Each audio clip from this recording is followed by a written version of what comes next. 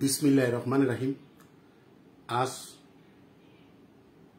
25শে March, সেই বয়াল কালো রাত। সেই 1971 সালের 25শে মার্চের এই বয়াল কালো রাতের কিছু কথা, ইতিহাস এবং আমার জীবনের দেখা। আমি যেহেতু তখন চট্টগ্রাম পুলিশ লাইন হাই স্কুলে 6ষ্ঠ শ্রেণীর ছাত্র, ক্লাস 6-এ পড়ি।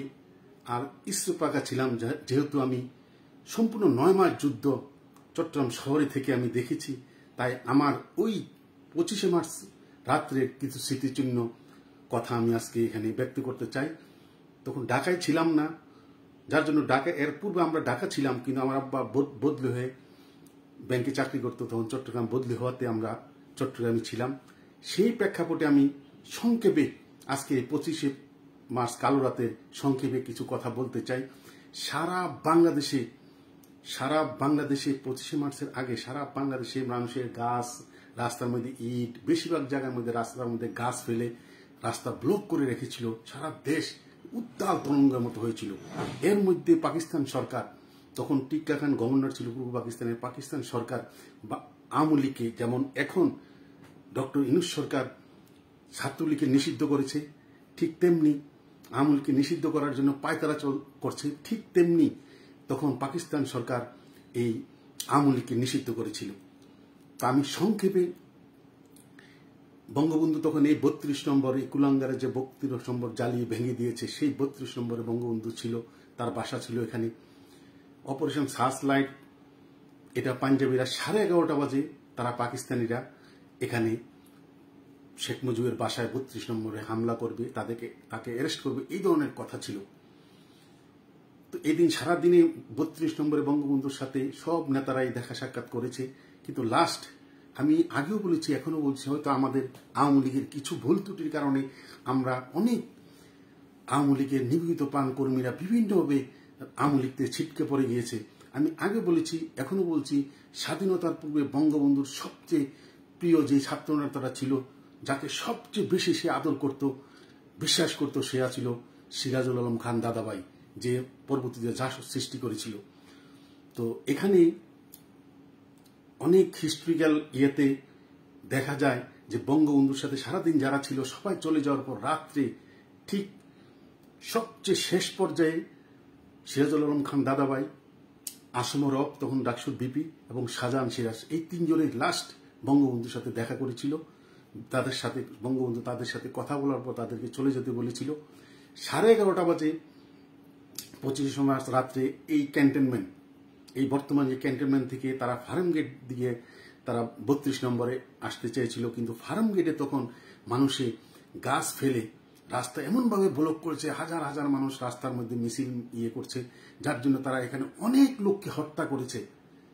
গাছ সরিয়ে তখন এসেছে, কিন্তু এই যে এসেছে 11:30 বাজে ক্যান্টনমেন্ট থেকে তারা বাহির হয়েছে, তা আমার একটা হিসাবে 12টার পরেই তারা 32 নম্বরে এসেছে, যেহেতু রাস্তার মধ্যে অনেক গন্ডগোল হয়েছে। ঠিক হয়তো 12টার 2-1 মিনিট আগে পরে, এমন সময় এটা নিয়ে অনেক বিতর্ক আছে, এসে বঙ্গবন্ধুকে অ্যারেস্ট করেছে।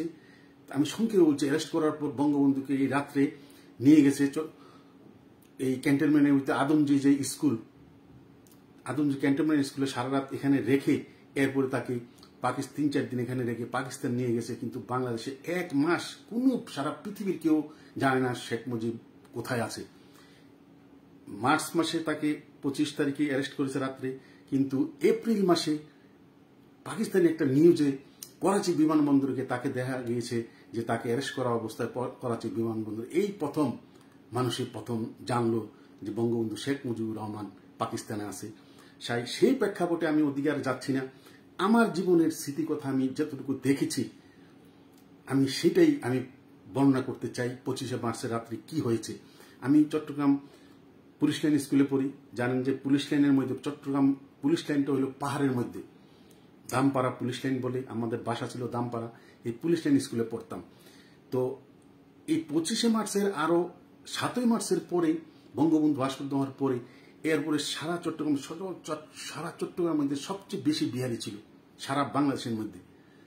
তখন পাকিস্তানে যাওয়ার একমাত্র রাস্তা ছিল এই চট্টগ্রাম থেকে জাহাজে করে পাকিস্তান যেত, এখানে যাওয়া আসার ব্যবস্থা ছিল। তাই চট্টগ্রাম রেলওয়ের হেড অফিস ছিল, রেলওয়েতে সবচেয়ে বেশি, আর মেইল ফিল্ডে আমি জুট মিল এগুলাতে ম্যাক্সিমাম বিহারিরা চাকরি করতো।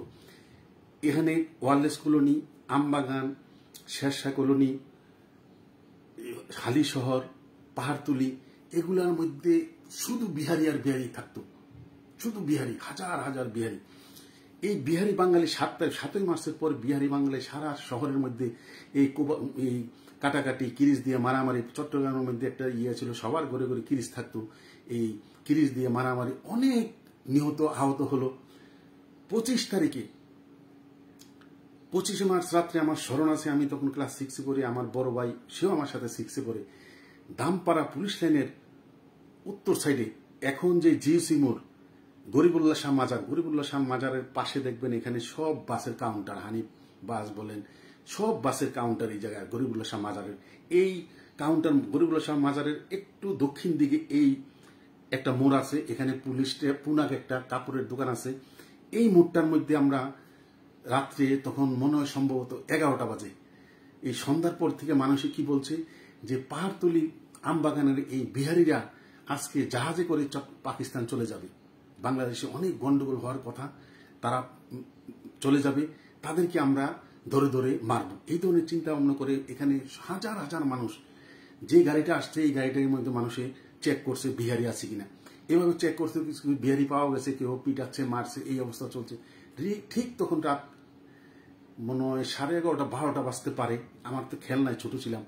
হঠাৎ আমাদের পাশে তো পুলিশ লাইনের দিকে স্টেন গানের গুলি এভাবে গুলি চলছে, সারা মানুষ, সব মানুষ যে যেভাবে দিক চলে গেছে। আর ওখানে কিন্তু আবার নালা আছে, পাকা নালা, নর্দমা। চট্টগ্রাম শহরে পাকিস্তান আমল থেকে সারা শহরে নালা আছে, নালাটা আপনি পাকা নালা, পানি কম, আপনি একটা নালা দিয়ে ঢুকলে সারা শহর আপনি নালার ভিতরে ঘুরতে পারবেন।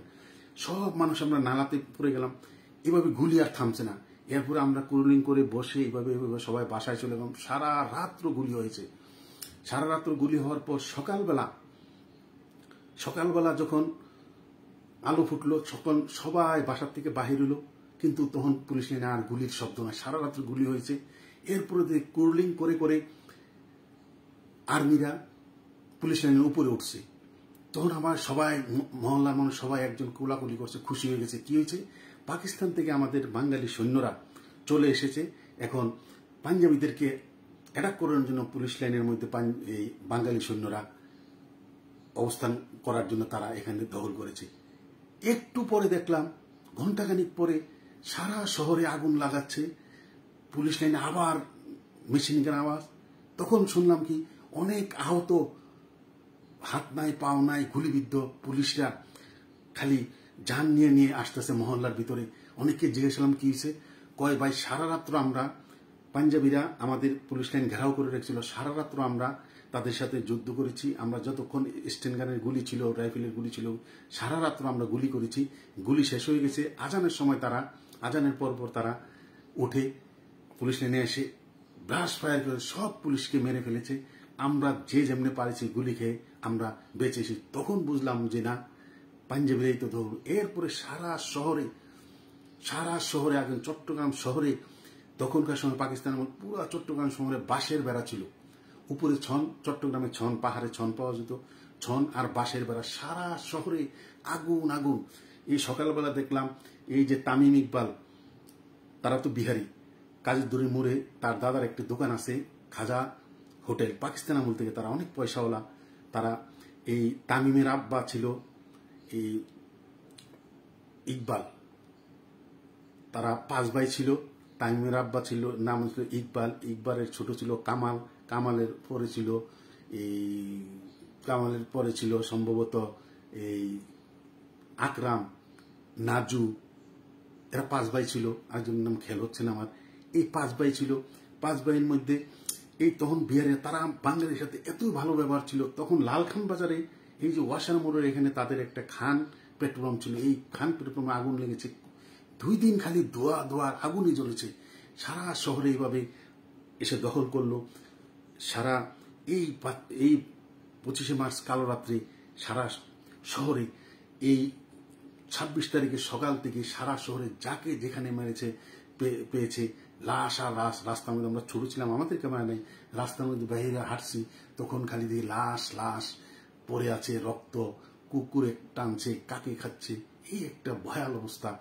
এইভাবে বাংলাদেশটি, আমি আর 9 মাস যুদ্ধের কথা বলবো না, খালি 25শে মার্চ রাত্রে এই ঘটনা, কালো রাত্রের ঘটনা বললাম। কিন্তু এমন এক ট্র্যাজেডি ঘটনা, বাংলাদেশ জামাত ইসলাম, বর্তমানে জামাত ইসলামের নেতারা এই 9 মাসের যুদ্ধের সময় তারা টিক্কা খানের সাথে দেখা করে, তারা তখন তাদের সাথে লিয়াজো করে আল বদর আল শামস নামে বাহিনী করে রাজাকার তারা পাঞ্জাবিকে সহযোগিতা করে এই বাংলাদেশকে 9 মাস যুদ্ধের সময় এই মা বোনের ইজ্জত সম্মান নষ্ট করেছে, বুদ্ধিজীবীদের হত্যা করেছে, 30 লাখ শহীদ, 2 লাখ মা বোনের ইজ্জতের বিনিময়ে আমরা দেশ স্বাধীন পেয়েছি এই বঙ্গবন্ধুর নেতৃত্বে। সেই বঙ্গবন্ধুর নেতৃত্বে আমরা যে স্বাধীন পেয়েছি আজকে, এই বর্তমানে ডক্টর ইউনূসের নেতৃত্বে জঙ্গিবাদ, স্বাধীনতা বিরোধী ওই তৌহিদি জনতা, মৌলবাদ সবাই একত্রিত হয়ে এখন স্বাধীনতার এই অস্বীকার করে 26শে মার্চ যে কুচকাওয়াজ হতো সেনাবাহিনীর বিভিন্ন বাহিনীর, সেই কুচকাওয়াজও উঠে গেছে, বঙ্গবন্ধুর নাম নাই, স্বাধীনতার কিছু নাই।